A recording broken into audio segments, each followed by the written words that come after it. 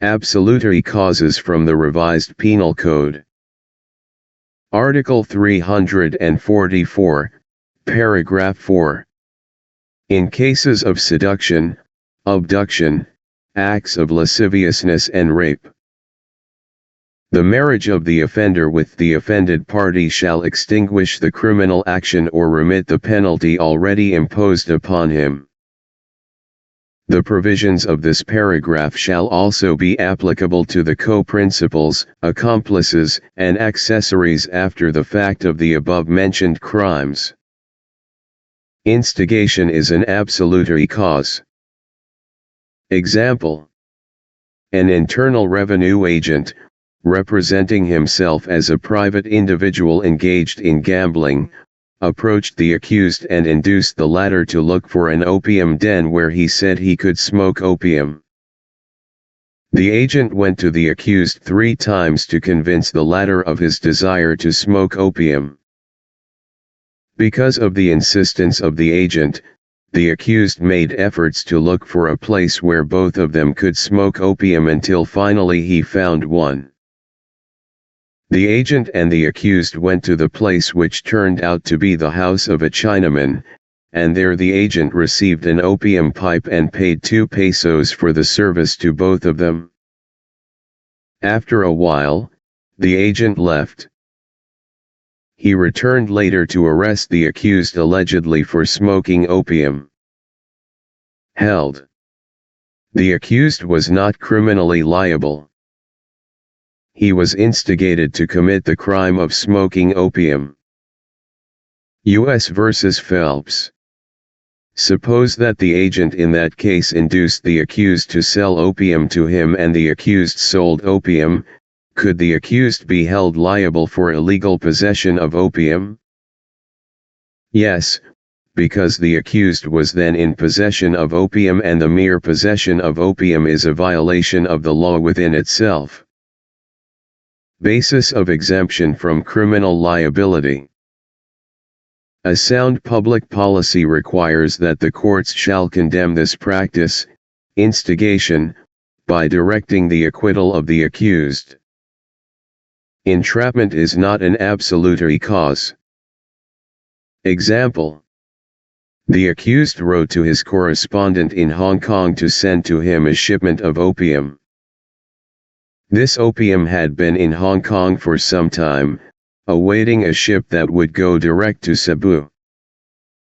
The collector of customs of Cebu received information that the accused was intending to land opium in the port. The collector promised the accused that he would remove all the difficulties in the way, and for this purpose agreed to receive 2,000 pesos. Juan Sampson, a Secret Service man, pretended to smooth the way for the introduction of the prohibited drug. The accused started landing the opium. At this time, the agents of the law seized the opium and had the accused prosecuted. Held. It is true that Juan Sampson smoothed the way for the introduction of the prohibited drug, but that was after the accused had already planned its importation and ordered for said drug. Juan Sampson neither induced nor instigated the accused to import the opium in question, but pretended to have an understanding with the collector of customs, who had promised them that he would remove all the difficulties in the way of their enterprise so far as the customs house was concerned. This is not a case where an innocent person is induced to commit a crime merely to prosecute him, but it is simply a trap set to catch a criminal. People v. Luachua and Instigation. Suppose, the accused had not yet ordered for opium in Hong Kong when he talked with the collector of customs, but that on the strength of the assurance of the collector of customs, he later ordered for opium in Hong Kong. Would it be instigation? Yes, it would be instigation, not entrapment, because the accused was instigated to import a prohibited drug, a crime punished by Article 192.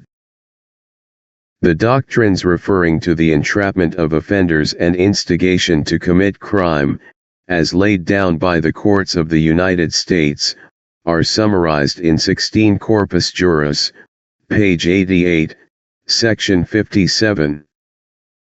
As follows. Entrapment and instigation. While it has been said that the practice of entrapping persons into crime for the purpose of instituting criminal prosecutions is to be deplored, and while instigation, as distinguished from mere entrapment, has often been condemned and has sometimes been held to prevent the act from being criminal or punishable, the general rule is that it is no defense to the perpetrator of a crime that facilities for its commission were purposely placed in his way, or that the criminal act was done at the decoy solicitation of persons seeking to expose the criminal, or that detectives feigning complicity in the act were present and apparently assisting its commission. Especially is this true in that class of cases where the offense is one of a kind habitually committed, and the solicitation merely furnishes evidence of a course of conduct. Mere deception by the detective will not shield defendant, if the offense was committed by him free from the influence or the instigation of the detective. The fact that an agent of an owner acts as a supposed confederate of a thief is no defense to the latter in a prosecution for larceny, provided the original design was formed independently of such agent. And where a person approached by the thief as his confederate notifies the owner or the public authorities, and being authorized by them to do so, assists the thief in carrying out the plan, the larceny is nevertheless committed. Cited in People v. Luichu and Uisetian. A detective representing to be a private individual, jobless, and in need of money, befriended a well-known thief. The thief told him that there was easy money around if he would take a chance. The detective asked the thief what it was, and the latter told him that he was going to break into the house of a rich man to steal some jewels and money. The detective pretended to have agreed with him, and the two went to the house, entered it through the window, and once inside, the thief opened with a false key the wardrobe in the house and took jewels and money. Then and there the detective arrested the thief. Is the thief criminally liable for the robbery committed? Yes, it was entrapment. The fact that an agent of the law acted as a supposed confederate of a thief is no defense to the latter, provided that the original design was formed by the thief independently of such agent. Entrapment and instigation distinguished. There is a wide difference between entrapment and instigation. For while in the latter case the instigator practically induces the would-be accused into the commission of the offense and himself becomes a co-principal, in entrapment, ways and means are resorted to for the purpose of trapping and capturing the lawbreaker in the execution of his criminal plan. Entrapment is no bar to the prosecution and conviction of the lawbreaker. But when there is instigation, the accused must be acquitted. People v. Galicia, People v. Yutuk, People v. Payamo, Araneta v. Court of Appeals. In entrapment, the entrapper resorts to ways and means to trap and capture a lawbreaker while executing his criminal plan. In instigation, the instigator practically induces the would-be defendant into committing the offense, and himself becomes a co-principal. In entrapment, the means originates from the mind of the criminal. The idea and the resolve to commit the crime come from him. In instigation, the law enforcer conceives the commission of the crime and suggests to the accused, who adopts the idea and carries